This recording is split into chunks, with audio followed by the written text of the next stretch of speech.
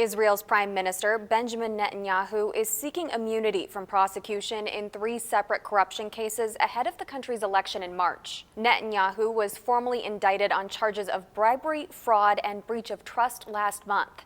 His immunity request will be taken under consideration by Parliament's House Committee and, if approved, sent for a full legislature vote. Netanyahu has repeatedly denied any wrongdoing in all 3 cases and has asked Parliament to support him in his immunity request.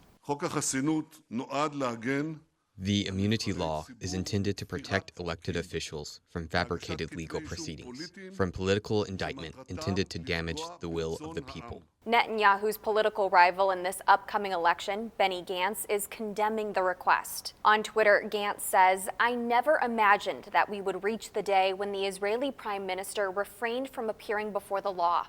Netanyahu is suspected and charged with taking bribes and guilty of dragging the state of Israel and its citizens hostage to his legal battle. According to CNN, immunity from prosecution would only apply to the country's current parliament. So if Netanyahu does receive immunity, he would still have to request immunity again after another election. If he does not receive immunity, and if he's ultimately convicted, he faces up to 10 years in prison for the bribery charge and as many as 3 years for the fraud and breach of trust charges.